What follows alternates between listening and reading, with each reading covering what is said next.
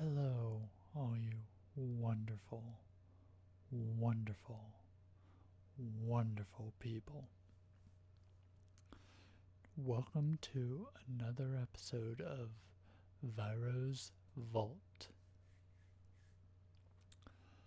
Today, I will be showing you my entire, I guess you could call it, collection of there is a video game series called Dragon Quest, and I kind of have a lot of things. Now, in the past, I have showed a couple of knickknacks in Dragon Quest, like in one of the ASMR episodes, I showed my big Dragon Quest slime plushie, and as you can see, kinda see if I can angle my finger right above my finger. There is a little Dragon Quest slime kinda little art thing that I bought somewhere. But today I'm going to be showing you the games and some other stuff I have currently. Anyways, there's still a lot of stuff I don't have, so this is possibly gonna grow in the future. But yeah, it's one of my favorite game series. I really need to play more. That's the whole reason I bought the games. So a majority of them I haven't played through all the way, but I don't know. The games give me some kind of a good feeling. So anyways, let's get started. Yeah. Thought I had these in a specific order, but let's start with the more kind of simple ones.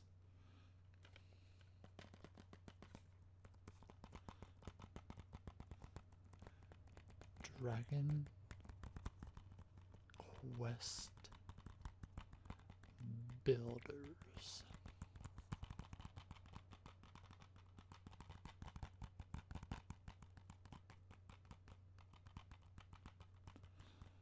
Apologize for the glare.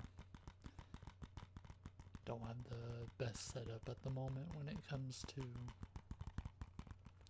being in front of my computer monitor.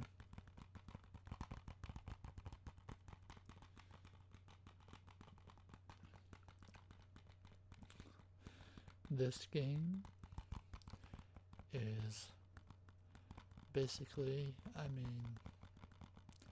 on the bare bones explaining it's Minecraft with the Dragon Quest skin, but it's actually a little bit different once you start digging into the actual gameplay of it.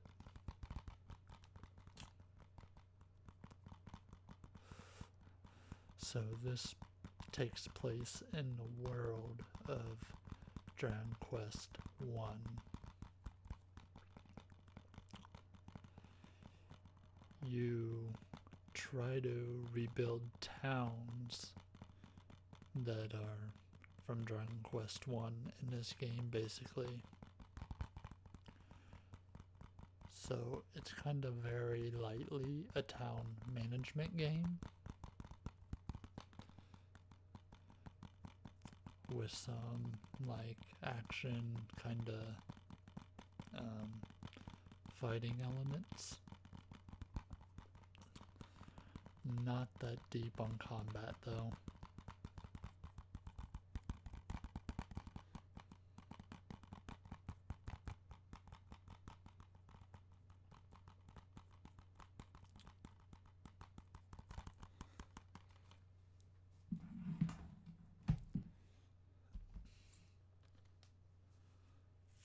Next, we have Dragon Quest Builders 2. which is basically, it's the sequel to the first one, obviously,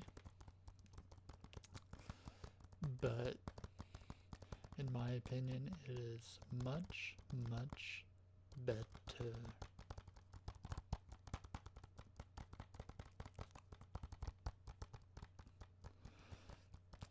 I would say if you were only going to play one, you really only need to play this one. It does everything better than the first one, pretty much. Only reason you would want to play the first one is basically the fact that it takes place in the world of Dragon Quest 1, where this split takes place in the world of Dragon Quest 2.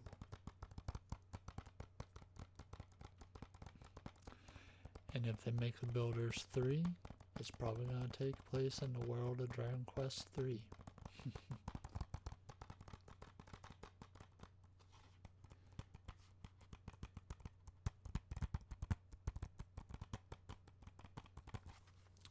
There's really not much to see inside here. You get a little reverse cover with a little different artwork. But yeah.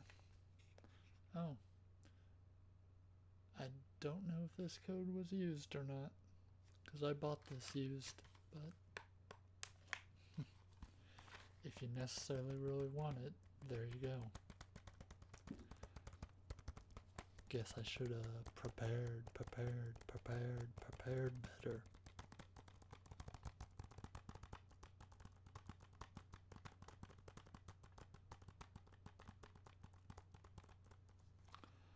I recently just picked them up because I had Dragon Quest Builders 2 on the Switch, but I wanted them on kind of a more, I guess a more kind of powerful console, even if it doesn't run like a super ton better, it still runs a little bit better, so I got them on PS4 to play them on PS5. Let's go ahead and finish out the PS4 games. I did get Dragon Quest 11. This is the definitive edition that came out later. I also have the original version that released on PC.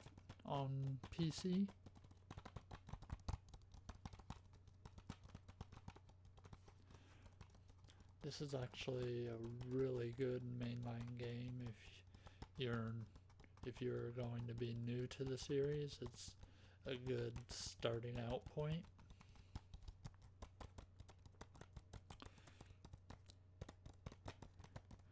There's just a lot of stuff to do in this game. Story is kind of a little bit too complex to explain, though most of the stories in the Dragon Quest series it's kind of the same thing. You're the hero, you're the prophecy hero, and you gotta defeat the evil bad guy. That's pretty much what they all boil down to. Though there is, of course, little things that happen on your journey to beating the bad guy.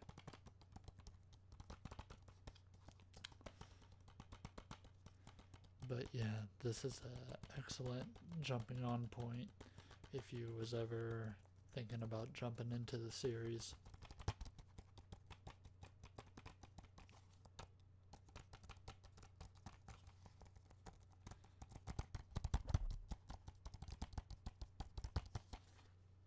Some of the older games could be harder for new people to get into sometimes if they're not used to like the old kind of 2D Super Nintendo RPG kind of thing.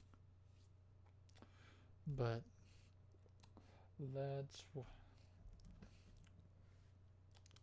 This one is actually not an official thing. This is, so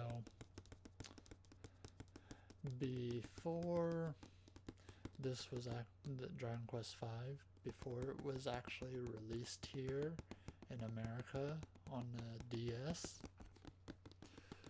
we actually did not have access to this game. It was only released in Japan up until that point. So at a video game convention one year, I went and I bought a English translated copy of the Super Nintendo game. Now, in all fairness, so the save function does not work on this game, right?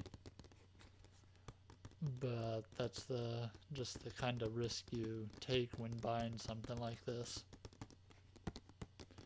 But anyways, it did not come with this box. It was just the game cartridge. My friend, he actually created this for me for Christmas one year to put it in as a nice display. He created the exact replica of a new Super Nintendo game.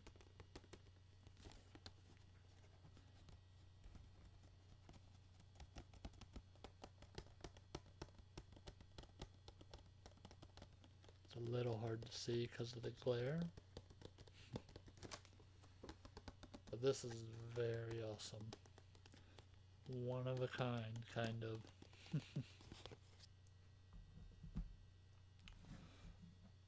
Alright, and to stick with this, since this is the only PS2 game I have, Dragon Quest V on the PlayStation 2.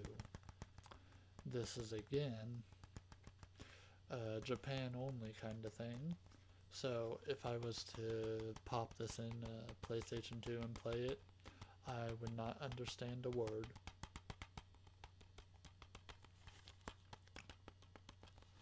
But this right here, Dragon Quest V, is the first real RPG. Now, it wasn't this version, it was the Super Nintendo version, but it was the first kind of turn-based RPG that I ever played, and I kind of hold a special place for it. And it eventually evolved into holding a special place for just the way this entire series is to me. Like, it feels like all the characters are just kind of oozing out charm and such.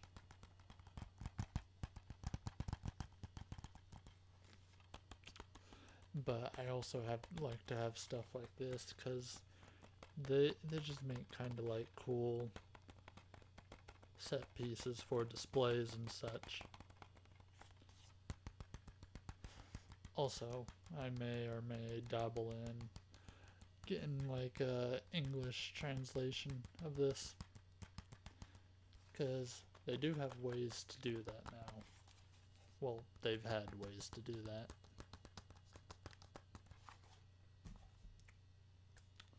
Okay, what to jump onto next? I'm trying to move through these rather quick because there is quite a few games. Alright, now we're going to hop into the DS stuff. So now we have Dragon Quest IV Chapters of the Chosen. This game is cool. Like I said, I have not beat most of these, but I do know that this is set up where, so let's say in a typical RPG game, you start out, you gain your party members, and you set out on an adventure. Where in this game, it tries to give you a little bit more backstory on your party members, like before they join up with the main hero that you essentially will play as eventually. So, like the first 4 chapters of the game, you're playing as these party members and doing their playing through their own kind of story to know just to get a kind of a glimpse at what they are doing, why they are where they are, why they are, why they might be joining up with the hero, like what led them to the crossing point of crossing paths with the hero to join them.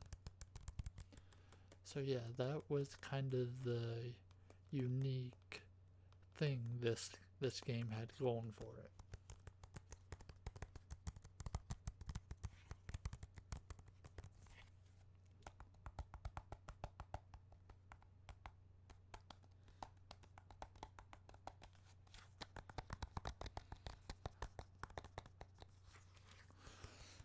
Also, a little shout out. It was recently announced that there is going to be a Dragon Quest Monsters 3 game releasing in December of this year, and it's going to take place in the world of Dragon Quest 4. So that's pretty neat.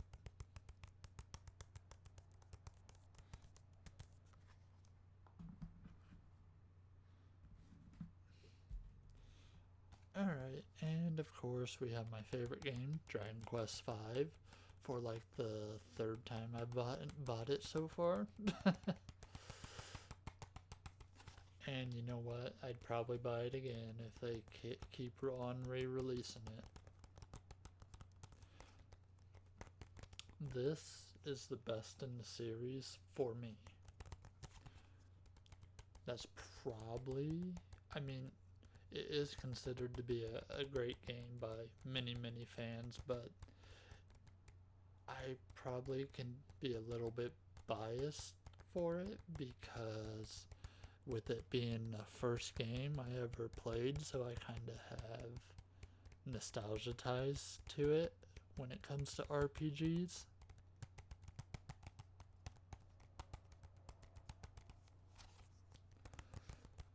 But yeah, this game is this game is also set up in like a chapter system. As you go through the game, there'll be 3 main chapters. One chapter where you're the main hero, sorry, as a child. Then you get to be a main hero when he's a early adult. And then a few years past that, there'll be another chapter where he is an adult, I guess. That's the way I'm going to look at it anyways.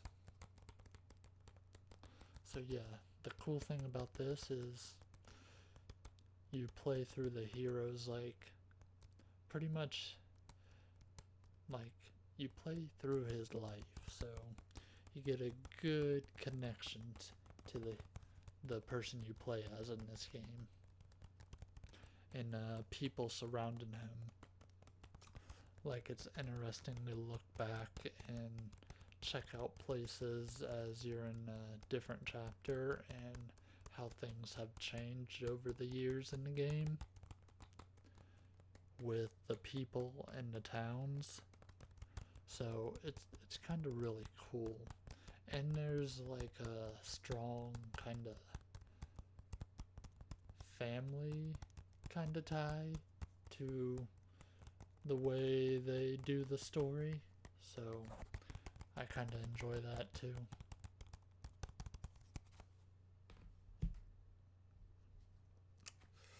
Alright, I'm gonna be honest. Dragon Quest 6, I don't know a whole lot about this game. To the point where it would be a blind playthrough for me if I was to start this up.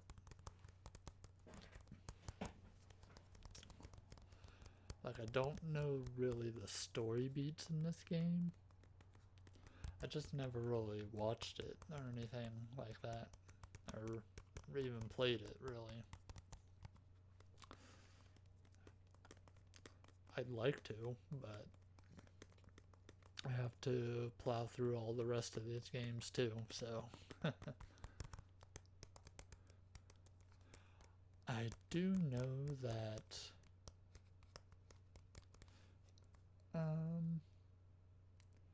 well, I don't know who he is based on pictures in this, if he's even on the cover of this, but I know in the first Dragon Quest Monsters game, there was a character named Terry.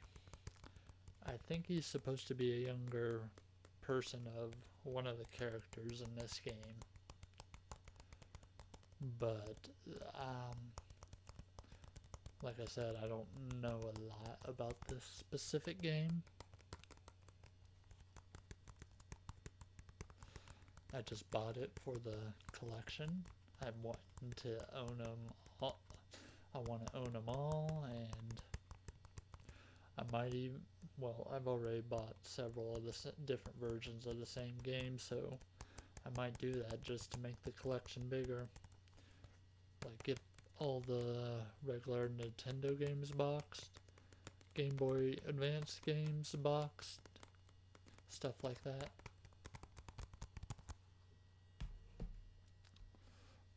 Alright, and moving over to the 3DS, we have Dragon Quest 7.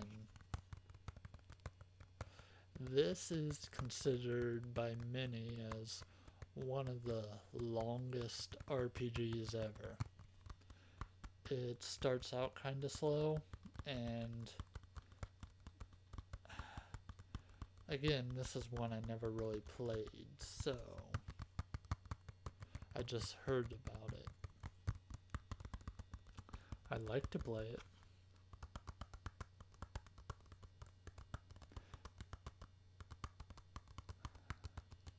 But Dragon Quest VII, Fragments of the Forgotten Past. Basically, I believe the story of this game is that you're a fisherman that, well, you might not be a fisherman, but I think one of the people in your party is a fisherman.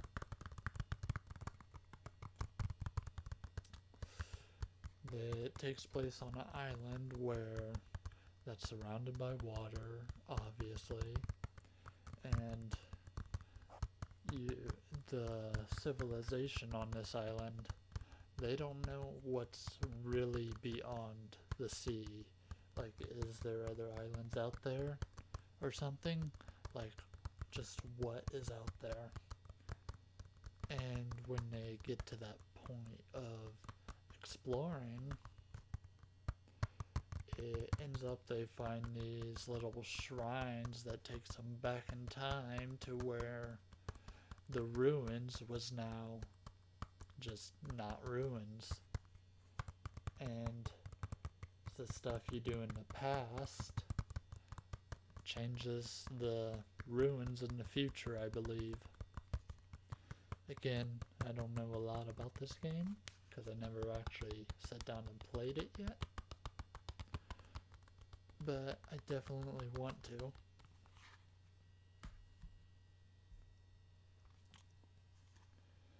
Dragon Quest VIII, Journey of the Cursed King.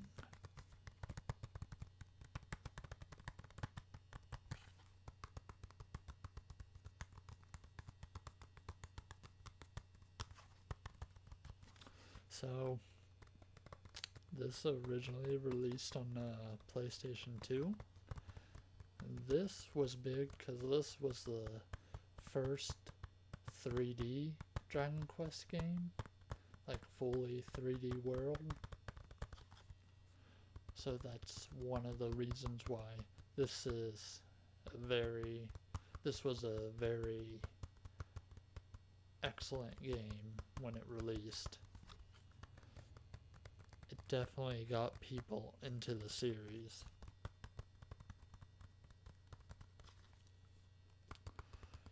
There's just something about exploring a 3D world over a 2D world that gives a completely different feel. Makes the journey more epic.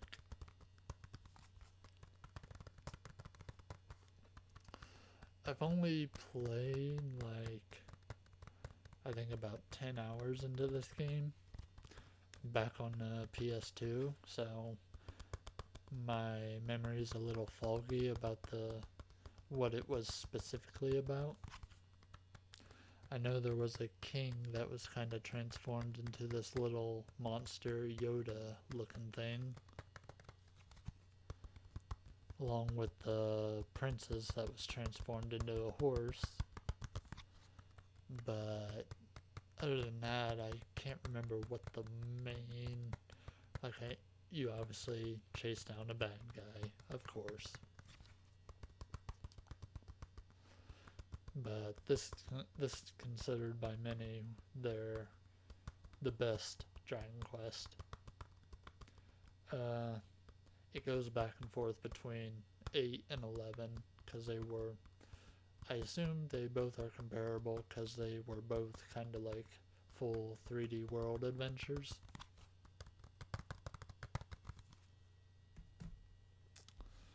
And now we have Dragon Quest 9. Sentinels of the Starry Skies.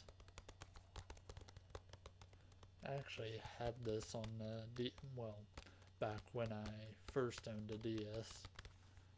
I've recently rebought this game because, I don't know, I've had a bad habit of not being able to hold on to games over the years.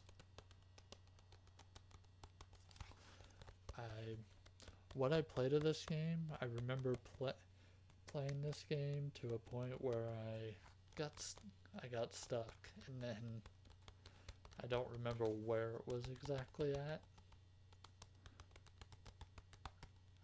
I think it was like 3, maybe 4 hours in or something like that. So not really that far.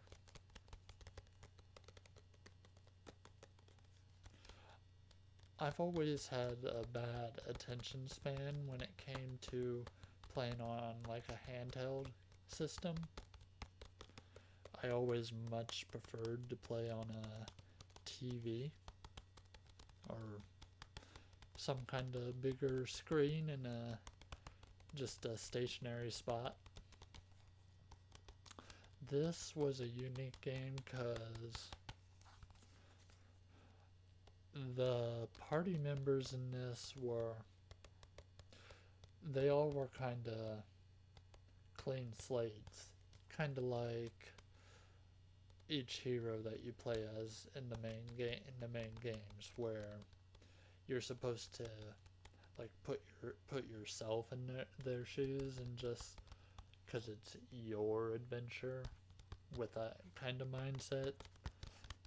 But with this game, they had a create a person system where you would do that for the main hero, but you would also do that for your party members.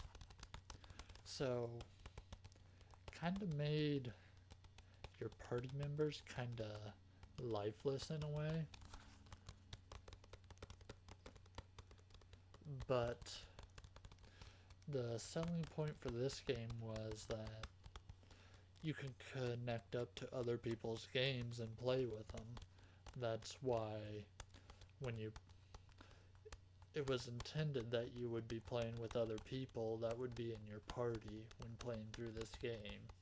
So that's why they were such clean slate characters when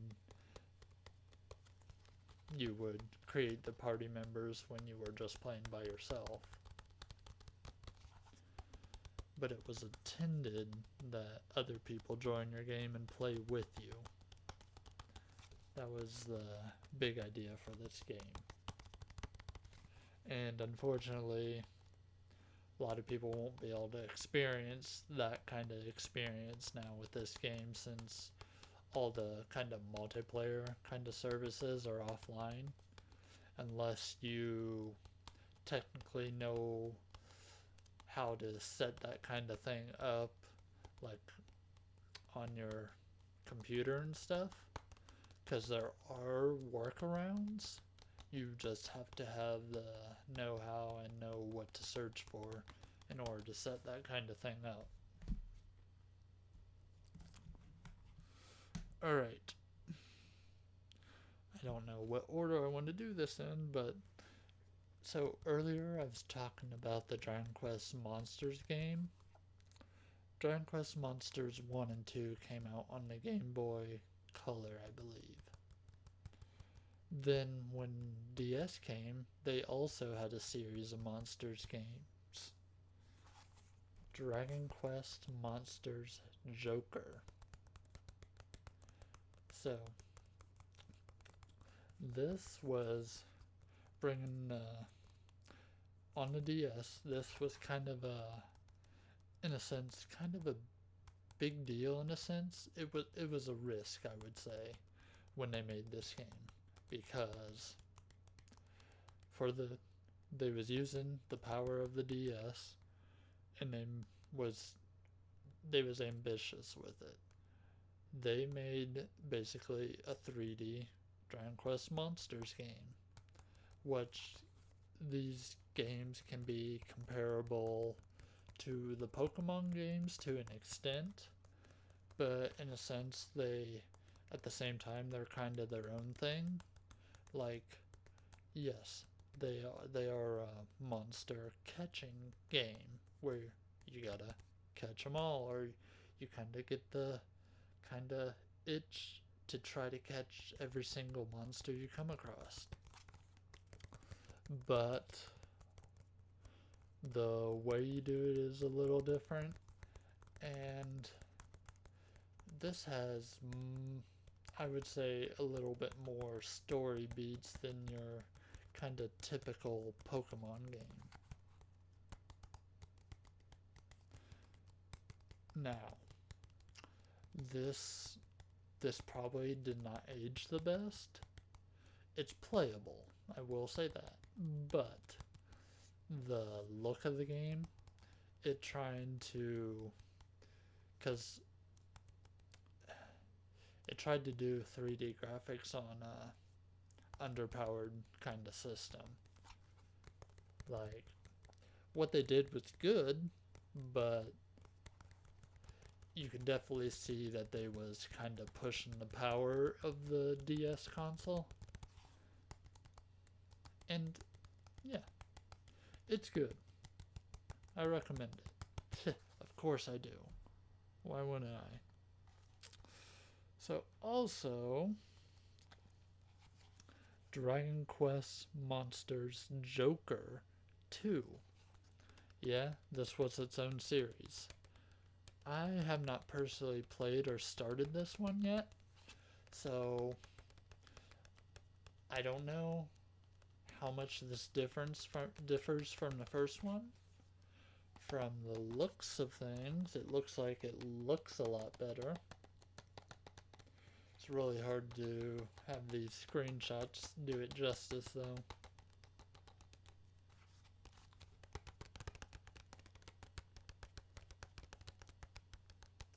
Yeah. Unfortunately, yeah. So, a little bit interesting information, I suppose. Um, so, as far as up until that announcement I told you about, the Monsters game that was going to release later this year, this was the last Monsters game, Dragon Quest Monsters, that we got in America. So in Japan, there was like a definitive version of Joker 2 released called Dragon Quest Monsters Joker 2 Professional, which added a bunch more content to the game. That was never released here. On top of that, there was also a Dragon Quest Monsters Joker 3 game on the 3DS. It was never released here. There was also a professional version of that game. Again, wasn't released here. I am going to eventually pick up that game because it's one of the ones I'm missing, but yeah. And on that note of games not being released here, on top of them games, they also remade Dragon Quest Monsters 1. Again, the Joker series was a completely different series in the Dragon Quest Monsters kind of series thing. This was actually a remake of the very first Dragon Quest Monsters in 3D world and everything. Again, I own it, but I don't read Japanese, so at this point it's just kind of a novelty item for me until I can actually... I've been trying to patch this game and, well, get an English patch for it, but I haven't been able to get it to work. So, until I'm able to do that, I'm not going to be playing this game anytime soon. And on top of that note, they also remade Dragon Quest Monsters 2 on the 3DS. Again, was never released here, because of course not. Yeah.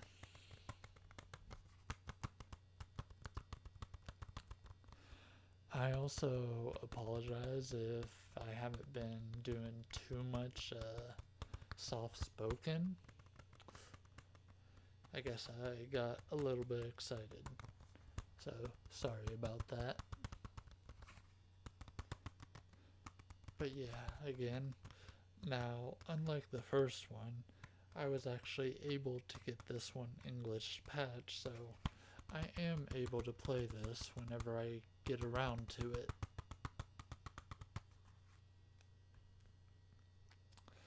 And I will end on something different.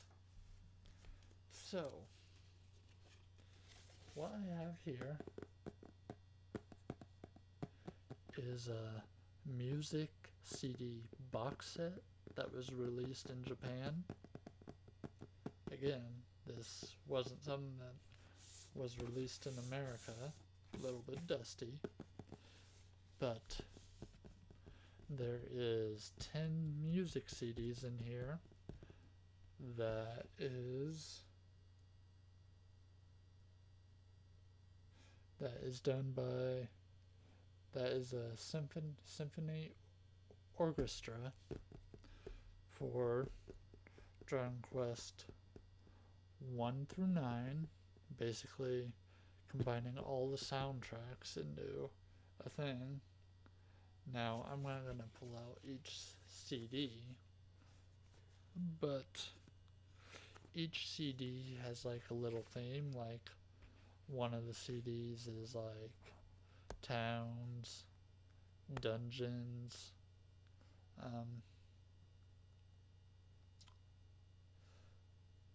overworld, in boss fights, stuff like that. Yeah. So they have like a bunch of different themed CDs for all the games over the years.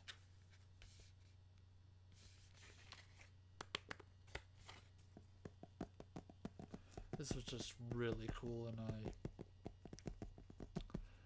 I snatched it up when I actually was able to find out that it actually existed. Really cool, and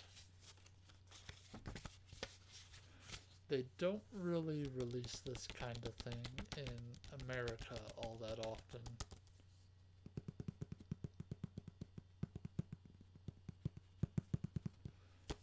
But yes. So yes, this all right here, if I don't have it fall over on me, it is my Dragon Quest collections so far. So thank you, thank you, thank you all for watching this very special episode of Vira's Vault. See you next time.